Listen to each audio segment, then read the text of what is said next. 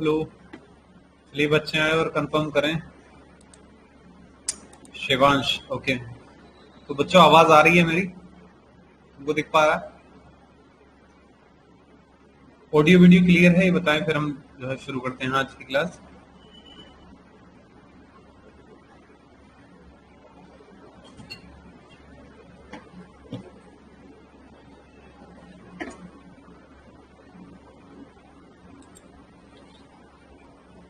Okay, video दिख रही है? ऑडियो वीडियो दोनों क्लियर है?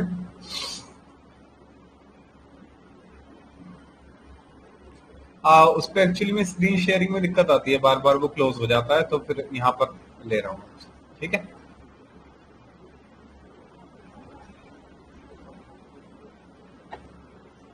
चलिए तो शुरू करते हैं आज अपने पीरियडिक टेबल लेक्चर 1 से।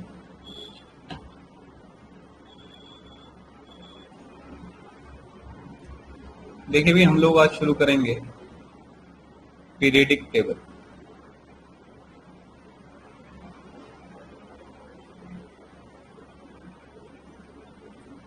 ठीक है, अब पीरियडिक टेबल में हम लोग जो पढ़ते हैं, फर्स्ट ऑफ ऑल हम लोग पढ़ते हैं मॉडर्न पीरियडिक टेबल। तो मॉडर्न पीरियडिक टेबल जो है, मॉडर्न पीरियडिक टेबल हम लोग पढ़ते हैं, और एक होती है बेटा Mendeleev periodic table. Modern periodic table और मेंडलीव पीरियडिक टेबल में अंतर ये होता है कि मॉडर्न पीरियडिक टेबल तो हमारे पास एटॉमिक नंबर के हिसाब से हम लोग उसमें एलिमेंट को अरेंज करते हैं, एटॉमिक नंबर के हिसाब से। ठीक है, और मेंडलीव पीरियडिक टेबल में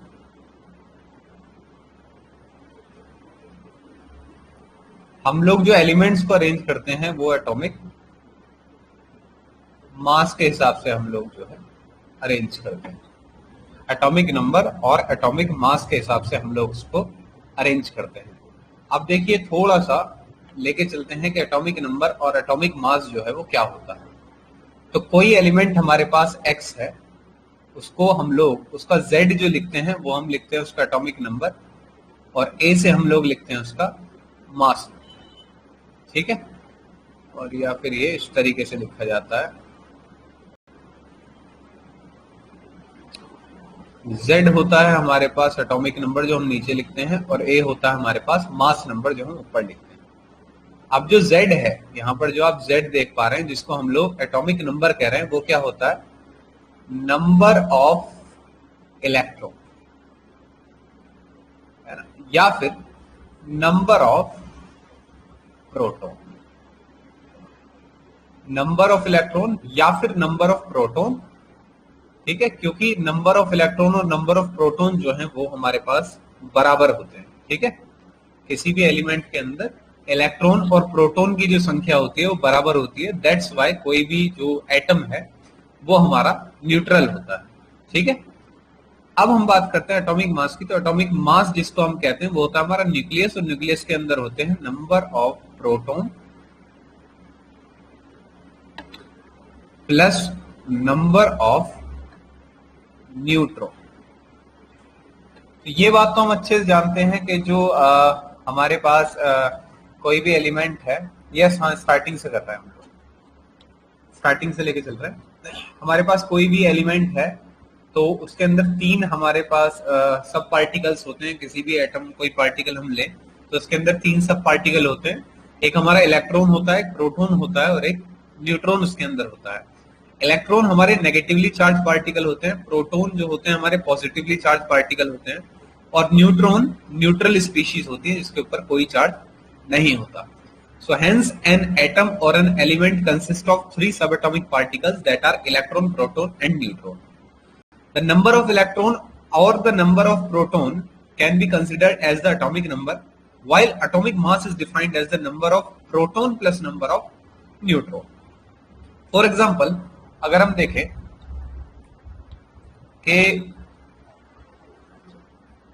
अगर हम क्लोरीन की बात करें, so chlorine have atomic number of 17 and atomic mass of 35.5 or you can say that 36. ठीक है, तो क्लोरीन के अंदर अगर मैं आपसे पूछता हूं कि नंबर ऑफ इलेक्ट्रॉन कितने हैं, कैन यू टेल मी कि the number of electron in chlorine, number of proton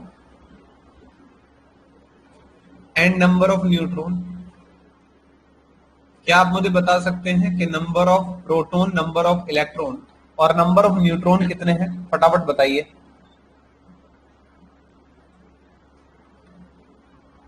हाँ जी सर, जब इलेक्ट्रॉन और प्रोटॉन बराबर होते ही हैं तो हाँ बताइए, इलेक्ट्रॉन प्रोटॉन तो बराबर ही होते हैं। Proton and electron are 17। हाँ, प्रोटॉन एंड इलेक्ट्रॉन आर 17, यहाँ पर 17 हो जाएंगे। बिल्कुल सही बात है, ये इलेक्ट्रॉन हमारे पास 17 हो जाएंगे, प्रोटॉन हमारे पास 17 हो जाएंगे, और जो न्यूट्रॉन है वो कितने होंगे? तो न्यूट्रॉन बताइए आप कैसे निकालेंगे?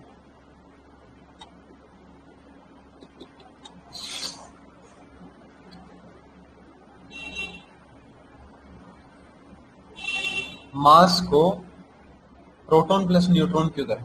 क्योंकि जो एटॉमिक मास नंबर होता है ना, उसके एटॉमिक मास हम जिसको कहते हैं वो हमारा न्यूक्लियस होता है ना। जैसे मान लीजिए ये हमारे पास न्यूक्लियस है और ये हमारा पूरा जो है हमारे पास ये एटम है ना। अब यहां पर जो ये आपको न्यूक्लियस दिखाई दे रहा है ना, इस न्यूक्लियस के अंदर आपके प्रोटॉन और न्यूट्रॉन है। इसके अंदर हमारे पास प्रोटॉन प्लस न्यूट्रॉन है और यहां पर हमारे पास इलेक्ट्रॉन है। अब आप ये समझें कि अगर यहां पर 17 इलेक्ट्रॉन है और यहां पर इसके अंदर क्या होगा, इसके अंदर क्या हो जाएगा, 17 प्रोटॉन रहेंगे और प्लस कितने आपके पास न्यूट्रॉन रहेंगे, वो आप बताइए।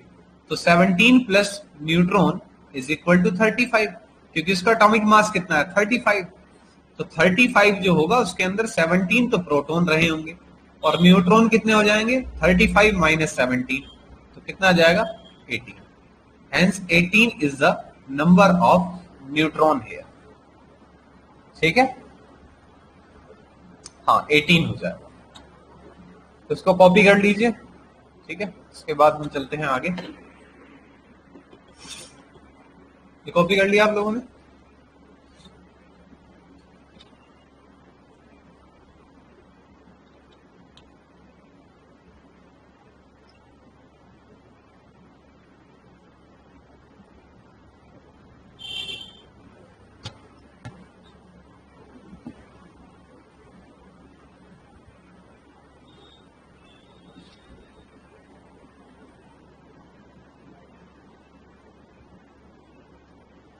ये कॉपी कर लिया आप लोगों ने? कॉपी, इसको कॉपी कर लीजिए, आगे चलते हैं फिर।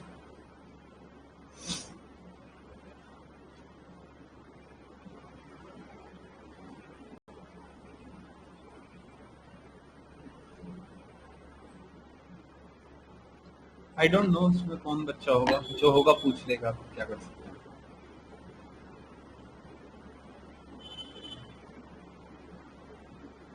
चलिए, तो अब चलते हैं आगे। ये हमारा जो है एटॉमिक नंबर और एटॉमिक मास। अब देखिए, अगर हम एटॉमिक नंबर के हिसाब से एलिमेंट को अरेंज करते हैं तो जो पीरियडिक टेबल हमारी बनेगी उसको हम कहते हैं मॉडर्न पीरियडिक टेबल। ठीक है, तो हम लोग देखते हैं अब modern periodic table.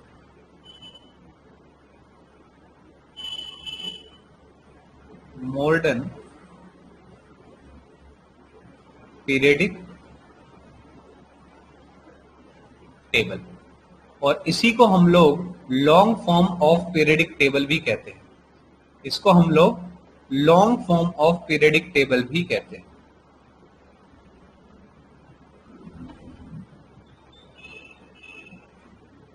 Long form of periodic table. ठीक है, अब इसमें हम लोग क्या करते हैं बेटा, एलिमेंट को हम लोग अरेंज करते हैं according to the increasing order of atomic number. ठीक है, और इसे भी अच्छा उससे कॉपी करना था क्या तुम? चलिए ठीक है, मैं स्लाइड्स के बाद उस स्लाइड्स को भी आपको दिखा दूंगा, दोनों एक साथ कॉपी कर लेना। ठीक है, चलो। तो long form of periodic table जो हमारी बनी है वो बनी है बेटा मॉडर्न पीरियडिक लॉ के हिसाब से। Modern periodic law.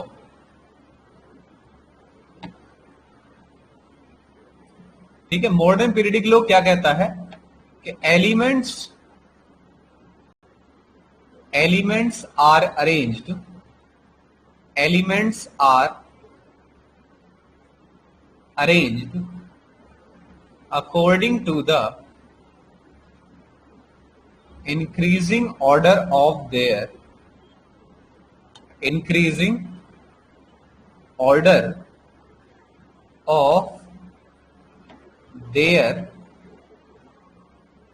atomic number। ठीक है, तो ये होता है हमारा मॉडर्न पीरियडिक लॉ। अच्छा, ये क्या है कि 2 नंबर में आपसे पूछा भी जा सकता है कि what do you mean by modern periodic law. ठीक है, मॉडर्न पीरियडिक लॉ इस तरीके से पूछा जा सकता है, तो उसकी डेफिनेशन हमको याद होनी चाहिए। 2 नंबर का क्वेश्चन हमारा बन जाता है। तो आंसर आपका ये रहेगा कि according to the modern periodic law elements are arranged in the increasing order of their atomic number. और मॉडर्न पीरियडिक लॉ के बेस पर हम लोग क्या करते हैं, हम लोग पीरियडिक टेबल जो है लिखते हैं, मॉडर्न पीरियडिक टेबल। जैसे हमने एटॉमिक नंबर 1 हाइड्रोजन लिया, उसके बाद हमने हीलियम लिया, फिर लिथियम एटॉमिक नंबर 3, फिर बेरिलियम, फिर boron, carbon, nitrogen, oxygen, fluorine, neon, sodium, magnesium, aluminium, silicon, phosphorus, sulphur, chlorine, argon, potassium, calcium. उसके बाद scandium, titanium, vanadium, chromium, manganese, iron, cobalt, nickel, copper, zinc आपके ये D block element में आते हैं। उसको अभी हम लोग नेक्स्ट उसमें स्लाइड में पूरी पीरियडिक टेबल को क्या करेंगे, बना लेंगे एक बार, है ना। किस तरीके से बनती है उसको अपन लोग याद कर लेंगे और बना लेंगे। ठीक है, तो ये क्या है, ये 20 तक के एलिमेंट्स हमने जो है लिखे हैं।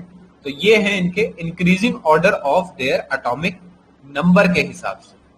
अब इसमें मैं एटॉमिक नंबर लिख देता हूं, लाइक दिस इज 1 2 3 4 5 6 7 8 9 10 11 12 13 14 15 16 17 18 19 20। अब आपको ये एटलीस्ट 20 तक आपको एटॉमिक नंबर जो है वो याद होने बहुत ही ज्यादा जरूरी है। मतलब एटलीस्ट आपको 20 तो याद होने ही चाहिए, अदरवाइज आपको कम से कम 30 तक एलिमेंट याद करने हैं आगे के लिए for 11th and 12th class. But अगर 10th क्लास तक की भी हम बात करें तो कम से कम हमें 20 एटॉमिक नंबर तो बिल्कुल उंगलियों पे याद होना चाहिए। जैसे मैं आपसे 17 कहूं तो आप क्लोरीन जवाब दें, अगर मैं फ्लोरीन का पूछूं तो आपको एकदम 9 याद होना चाहिए। तो एटॉमिक नंबर और इनके एटॉमिक मास आपको जो है इनिशियल लेवल पे याद होने चाहिए। तो इसको कॉपी कर लीजिए। मैं पिछली स्लाइड से एक बार ये कॉपी नहीं किया तो इसको कॉपी कर ले और फिर चलते हैं आगे। 30 तक कर लिए हैं, बहुत बढ़िया बहुत बढ़िया। हाँ 30 तक कर लो तो खैर मजा ही आ जाएगा। 30 तक तो खैर देखो होने चाहिए। और मोस्टली बच्चे क्या करते हैं 20 तक याद कर लेते हैं, बट आगे जाके आपको जब भी याद करना है आयरन का, कॉपर का। अच्छा एक समस्या और आती है, अगर बच्चे अगर इस टाइम पे याद नहीं करते हैं 30 तक के एलिमेंट, तो फिर क्या होता है कि आगे ना अगर 11th या 12th क्लास के बच्चे से भी अगर मैं मान लीजिए पूछ लूं कि भाई ये बताओ आयरन का एटॉमिक नंबर क्या है, तो आधे उसमें ना कंफ्यूज हो जाते हैं, कोबाल्ट में कंफ्यूज हो जाते हैं बहुत सारे बच्चे। तो इसलिए अभी से ही बेहतर है कि 30 तक अगर आप याद कर लें। एटॉमिक नंबर डायरेक्ट तो नहीं आते, बट हाँ ऐसा क्वेश्चन 10th क्लास में तो बन सकता है कि बताइए नंबर ऑफ प्रोटॉन और न्यूट्रॉन कितने हैं। अब आपसे अगर मैं ये पूछने लगूं कि कैल्शियम के अंदर कितने इलेक्ट्रॉन हैं, तो पहले तो आपको उसका एटॉमिक नंबर ही याद होना चाहिए। अगर मैं उसका एटॉमिक नंबर नहीं लेता तो इस तरीके से इनडायरेक्टली क्वेश्चन आपसे पूछा जा सकता है। एटॉमिक नंबर डायरेक्टली तो खैर नहीं आता बनता क्वेश्चन, बट क्या पता सामने वाला कुछ भी पूछ ले, मैं अगर क्वेश्चन बनाता हूं तो कैसा ही बना सकता हूं। तो इसलिए याद करें, बेहतर रहेगा। ठीक है,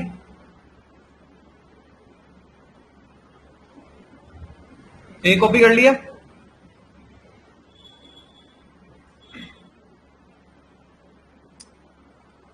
ठीक है, इसको कॉपी करो, मॉडर्न पीरियडिक टेबल, इसको बनाते हैं फिर।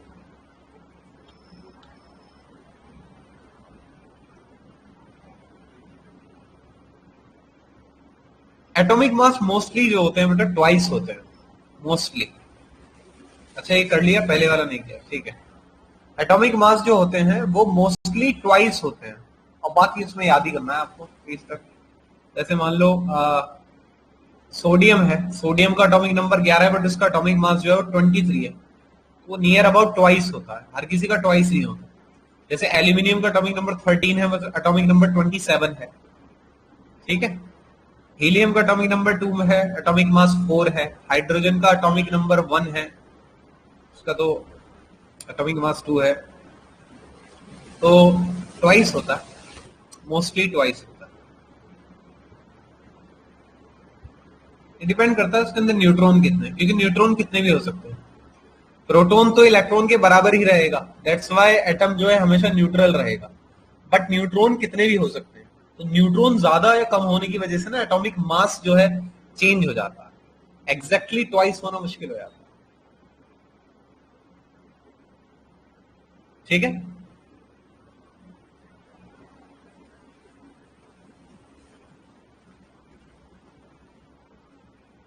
चले आगे।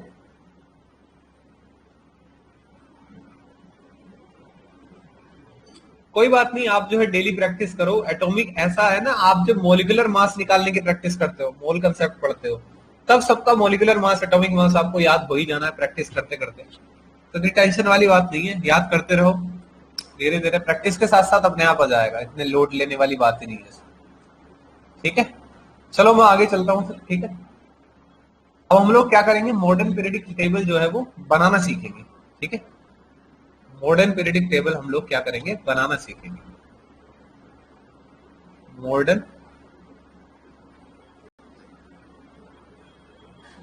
Periodic table, modern periodic table. अब देखो इसको हम लोग किस तरीके से बनाएंगे, जरा एक बार देख लीजिए मॉडर्न पीरियडिक टेबल है क्या क्या।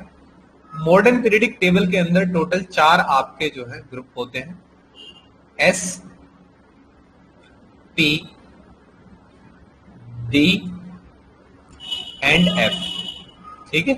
4 ब्लॉक में। अभी इसका ना मैं आपको थोड़ा सा मॉडर्न जो पीरियडिक टेबल है, हमारी मॉडर्न पीरियडिक टेबल जिसको हम लोग पढ़ते हैं, उसका मैं एक ओवरव्यू आपको दे रहा हूं, जिससे सारी प्रॉपर्टीज जैसे जो भी आपको इसमें समझना होगा वो आपको समझ में आ जाएगी। तो ध्यान से सुने एक एक बात को, कि modern periodic table consist of 4 blocks. First is S block, P block, then D block,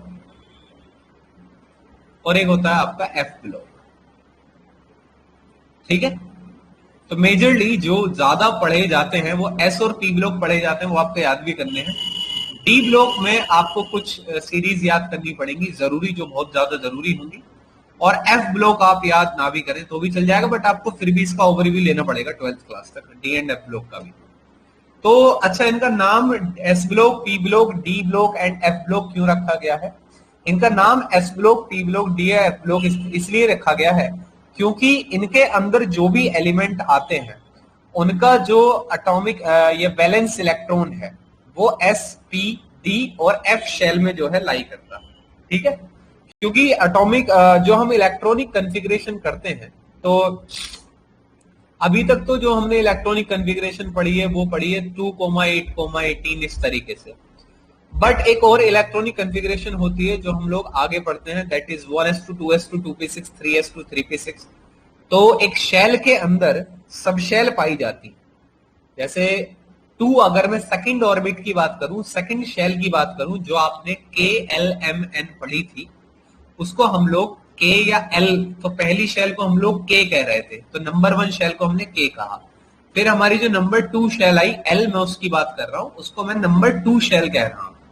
तो शेल के अंदर बेटा सब शेल होती है, सब शेल होती है S, P, D, F, तो उनके अंदर इलेक्ट्रॉन होता है।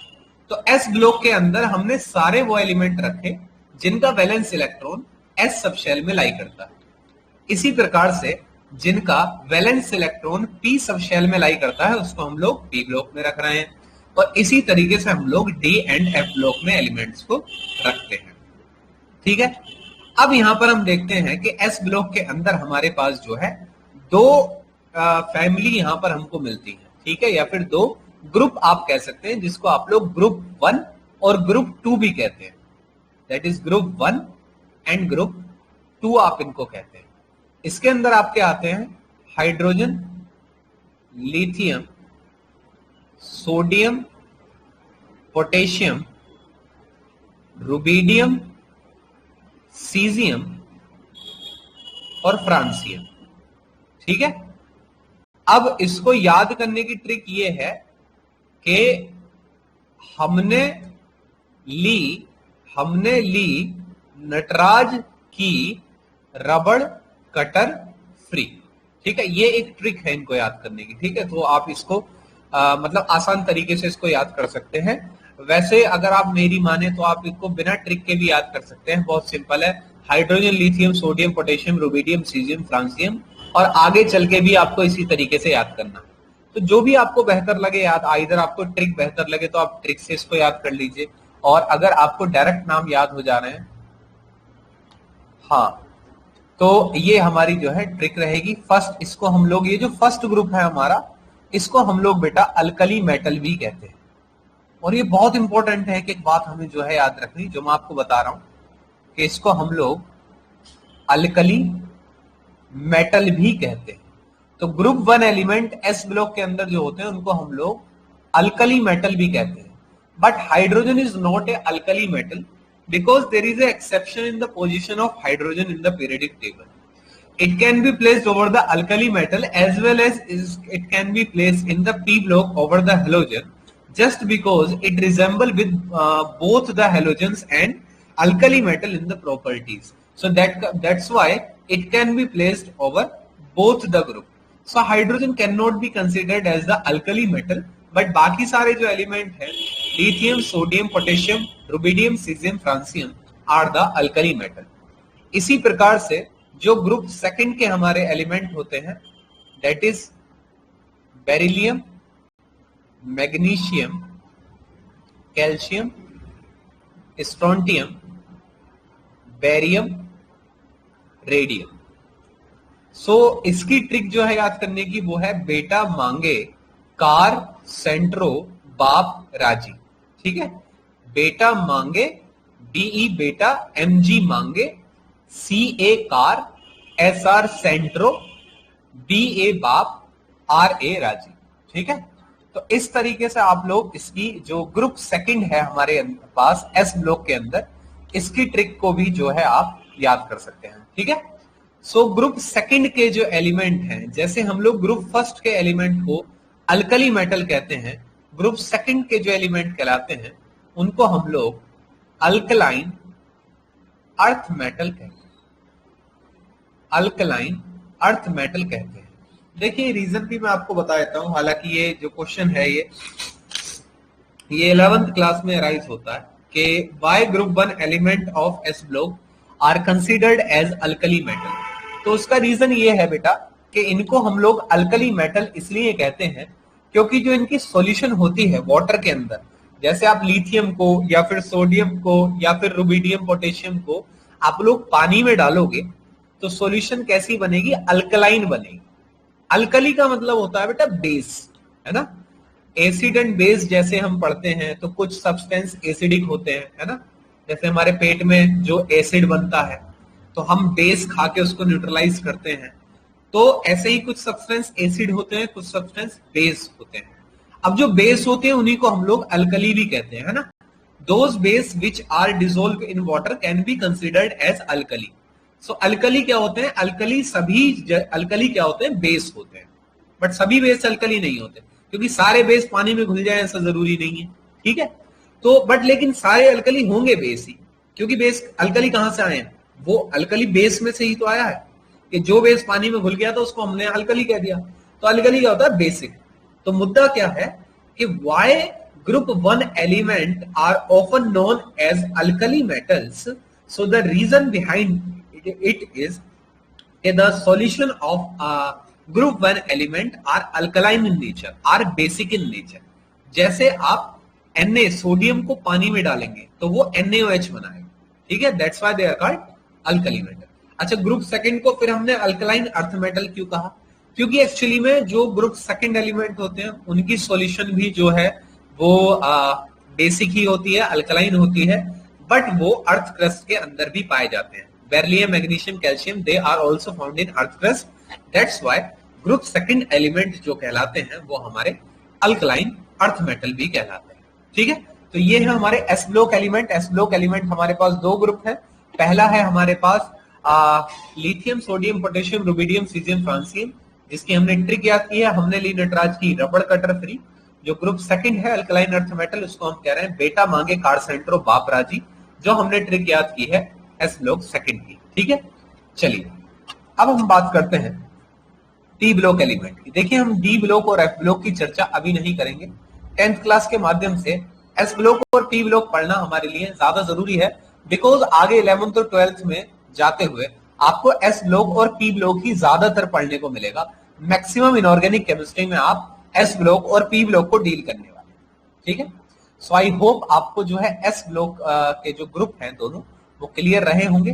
अब हम बात करते हैं पी ब्लॉक के बारे में। तो देखिए, जो पी ब्लॉक है, पी ब्लॉक के अंदर जो फैमिली है वो इस तरीके से है, boron, carbon, nitrogen, oxygen, fluorine, neon, ठीक है। तो अब मैं इनका पहले सबका एलिमेंट लिख देता हूं, इनके नीचे कौन कौन से आते हैं। Aluminium, gallium, indium, thallium, carbon, silicon, germanium, tin, lead, nitrogen, phosphorus, arsenic, antimony, bismuth, oxygen, sulphur, selenium, polonium, tellurium, sorry ये ऊपर आएगा, एक टेलुरियम, पोलोनियम आता है, tellurium, polonium, fluorine, chlorine, bromine, iodine, astatine, helium, neon, argon, krypton, xenon, radon, ठीक है। तो ये हमारे पास जो है वो पी ब्लॉक है। तो पी ब्लॉक के अंदर बेसिकली हमारे जो है 6 ग्रुप आते हैं पी ब्लॉक के अंदर, 6 ग्रुप्स आर देयर। और इनको हम लोग कहते क्या क्या है, पहले मैं आपको ये बता देता हूं कि जो हमारा ये बोरोन है इसको हम लोग कहते हैं बोरोन फैमिली, इसको हम लोग कहते हैं बोरोन फैमिली, ठीक है। इसी प्रकार से कार्बन को हम लोग कहते हैं, मतलब कार्बन के एलिमेंट को, कार्बन वाले ग्रुप को कार्बन फैमिली। नाइट्रोजन फैमिली को हम लोग या तो नाइट्रोजन फैमिली भी कह सकते हैं, अदरवाइज इसको निकोजेंस भी कहा जाता है, PNICOGENS, निकोजेंस, ठीक है। निकोजेंस इनको कहने का रीजन बेटा ये है क्योंकि नाइट्रोजन फैमिली के अंदर जो एलिमेंट बनते हैं, एलिमेंट जो कंपाउंड बनाते हैं वो सफोकेटिंग ऑर्डर के होते हैं। जैसे आप लोग बात करें अमोनिया की, तो अमोनिया क्या है, एक सफोकेटिंग गैस है, टीयर गैस है।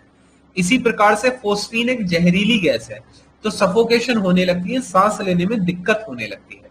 That's why nitrogen family element are considered as pnictogens, ठीक है। अब हम बात करते हैं ऑक्सीजन फैमिली। तो ऑक्सीजन फैमिली को हम लोग क्या कहते हैं बेटा, चाल्कोजेंस, चाल्कोजेंस। अब इनको चाल्कोजेंस इसलिए कहते हैं क्योंकि ऑक्सीजन और सल्फर से मोस्टली और बनते हैं, और फॉर्मिंग कंपाउंड होते हैं। और जैसे हमारे आयरन के जो और की अगर मैं बात करूं आयरन के ओर हो गए या फिर कॉपर के ओर हो गए, या फिर जितना भी मटेरियल हमारा धरती में से निकलता है तो वो जिस ओर की फॉर्म में निकलता है वो मोस्टली ऑक्साइड या सल्फाइड्स होते हैं। दैट्स वाई इसको हम लोग चाल्कोजेंस कहते हैं। और फ्लोरीन की फैमिली जो है उसको हम लोग हेलोजेंस कहते हैं। हेलो माने होता है सॉल्ट और जेंस माने होता है जनरेट करना। तो यानी कि जो फ्लोरीन फैमिली के एलिमेंट हैं वो सॉल्ट बनाते हैं, जैसे Cl क्लोरीन नमक बनाता है, खाने वाला नमक, ठीक है। और जो हमारी हीलियम, नियोन, आर्गन, क्रिप्टोन है, ये तो सभी फेमस है, हमारी ये नोबल गैस है ना, they are noble gas. Noble gas और इनर्ट गैस आप इसको कह सकते हैं। अब मुद्दा यह है कि इसकी ट्रिक क्या है, ट्रिक जो है हम लोग इसकी कैसे याद करेंगे। तो देखिए इसकी ट्रिक है बेटा बेटा नहीं, बैंगन, आलू, गाजर इन थाली। मैं रिपीट करता हूं, बैंगन, आलू, गाजर इन थाली। Boron, aluminium, gallium, indium, thallium. Carbon family की अगर हम ट्रिक देखें तो कहें सीता जी सुनो प्रभु, कहें सीता जी सुनो प्रभु, ठीक है। Carbon, silicon, germanium, tin, lead. Nitrogen family pnictogens की अगर हम बात करें तो ट्रिक ये बनेगी नाना पाटिकर असरानी सब बीमार, ठीक है। नाना पाटिकर असरानी सब बीमार, ठीक। अगर हम ऑक्सीजन फैमिली की ट्रिक की बात करें तो ये बनेगी ओल्ड स्टाइल से टीपो, ठीक है। ओल्ड स्टाइल से टीपो, पुराने जमाना का जो है ट्रिक लगाओ टीपने के लिए, ठीक है।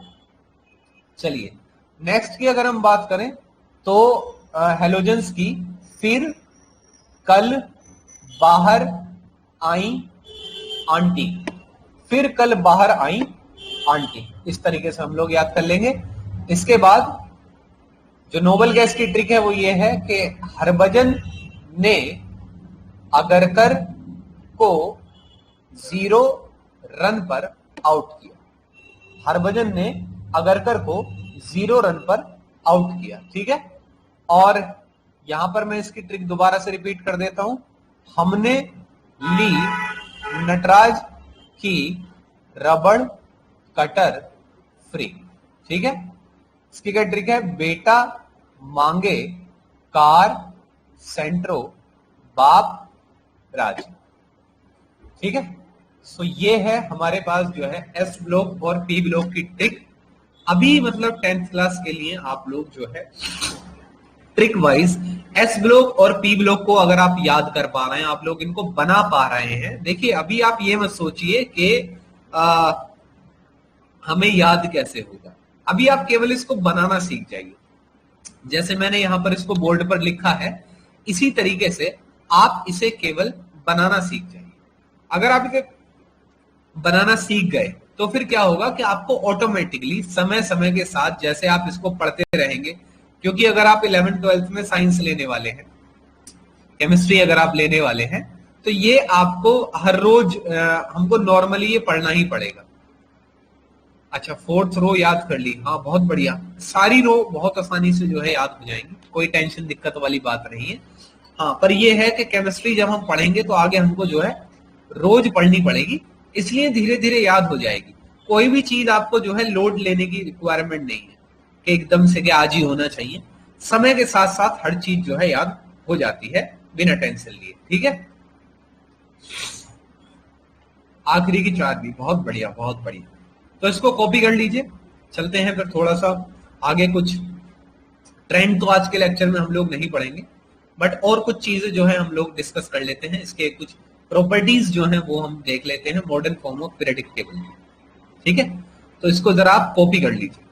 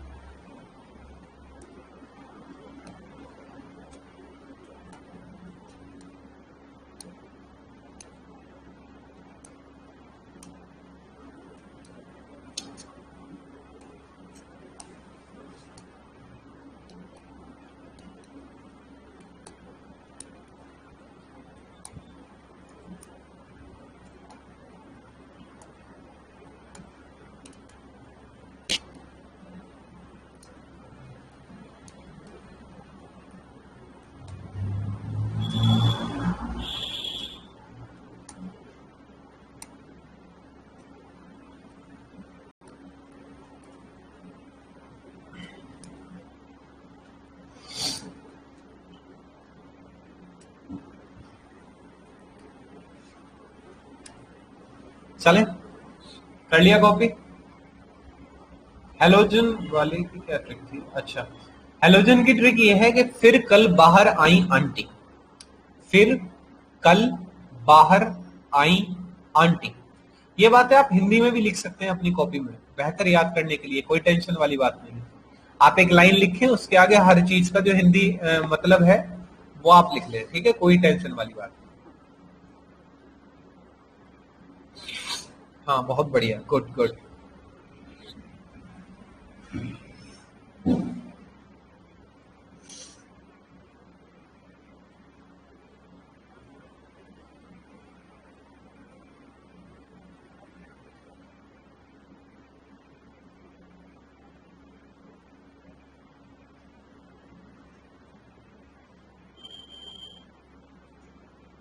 चलें आगे, ये कर लिया copy?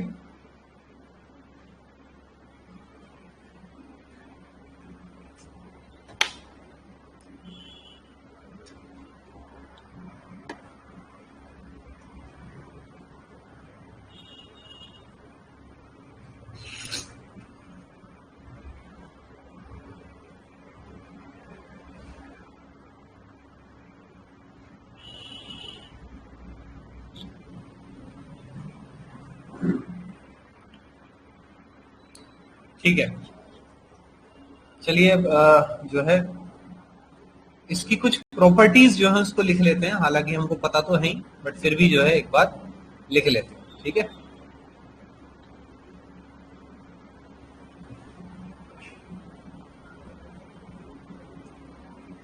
Characteristics of long form of periodic table, यानी कि long form of periodic table की जो है हम लोग कैरेक्टरिस्टिक्स जो है वो देखते हैं, ठीक है। और वो बहुत कॉमन कैरेक्टरिस्टिक्स हैं, जैसे कि it contains four blocks that is S block, P block, D block and F block, ठीक है। 4 ब्लॉक होते हैं इसके अंदर, ठीक है। सेकंड बात याद करने वाली जो इंपॉर्टेंट प्रॉपर्टी है वो है कि इट कंटेन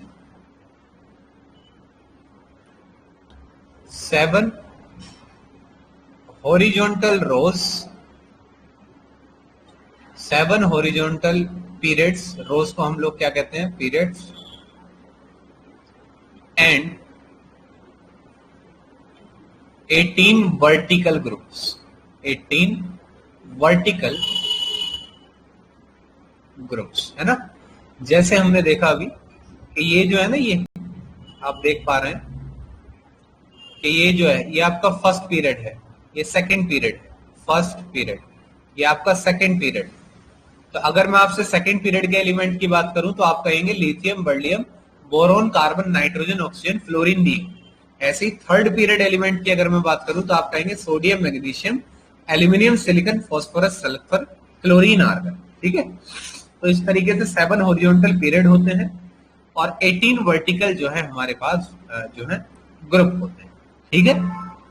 अच्छा, इसके बाद क्या है कि जो मेटल है इसमें, ये हम लिख सकते हैं कि metals are placed on left and non metal are placed on right, ठीक है। राइट साइड आपके कहां पर है? नॉन मेटल कहां पर है? राइट साइड में, और मेटल आपके जो है लेफ्ट साइड में है, जैसे हमने अभी देखा, ठीक है। इसके बाद आप कह सकते हैं कि noble gas are placed at extremely right, ठीक है। इसके बाद जो फिफ्थ है वो आप ये लिख सकते हैं कि F block elements are separated and placed below in the periodic table, placed below periodic table. ठीक है, तो ये कुछ प्रॉपर्टी आप लिख सकते हैं. अब इसमें एटॉमिक नंबर के हिसाब से इसको लगाया गया है, तो वो इसको प्रॉपर्टी आप लिखना चाहे लिख दीजिए, हालांकि वो इतना इंपॉर्टेंट नहीं है क्योंकि मॉडर्न जो पीरियडिक टेबल है वो बनी ही इस चीज के बेसिस पे है. ठीक है, तो इस तरीके से. और वेरिएशन हमें इसमें लिखने की रिक्वायरमेंट नहीं है कि लेफ्ट टू राइट जाते हुए जो मेटेलिक कैरेक्टर है वो घटता है. ठीक है, हाँ, डी एंड एफ ब्लॉक अभी हम लोग नहीं लिखेंगे, वो ज्यादा हो जाएगा आपके लिए. तो जो पीरियडिक टेबल अभी हम पढ़ेंगे तो उसमें हम लोग पूरी पीरियडिक टेबल को सामने लेके चलेंगे अपने साथ, तो वहां पे मैं आपको जो है डिस्क्लोज कर दूंगा. उसकी भी ट्रिक है, जैसे बीच में आ जाता है आपका फर्स्ट सीरीज आ जाती है, तो उसमें आते हैं scandium, titanium, vanadium, chromium, iron, manganese, iron, cobalt, nickel, copper, zinc, ये आ जाते हैं आपके. उसकी भी ट्रिक है कि सुन तेरी वाली कार में फिर कोई ना कोई जाएगा, वो भी है D and F block, but इतना वो इंपॉर्टेंट नहीं है अभी के लिए समझने के लिए. अभी एस ब्लॉक और पी ब्लॉक को हम याद कर लेते हैं, बाकी डी एंड एफ ब्लॉक आप 11th क्लास में भी याद करेंगे तो आसानी से चल जाएगा. ठीक है, ये प्रॉपर्टी आप लिख लीजिए. तो इसके बाद जो है लेक्चर को आज यहीं पर खत्म करते हैं. कल हम लोग अगले लेक्चर में इसके वेरिएशन को डील करेंगे. ठीक है, इसके कुछ वेरिएशन यानी कि लेफ्ट टू राइट जाते हुए और टॉप टू बॉटम जाते हुए एलिमेंट्स के अंदर किस तरीके से एटॉमिक नंबर बढ़ते हुए क्या क्या चेंजेस देखने को मिलते हैं. ठीक है, ओके, लिखिए. चलिए फिर आज का लेक्चर यहीं खत्म करते हैं. कल की क्लास में हम लोग ट्रेंड्स पढ़ेंगे. ठीक है, चलिए, थैंक यू.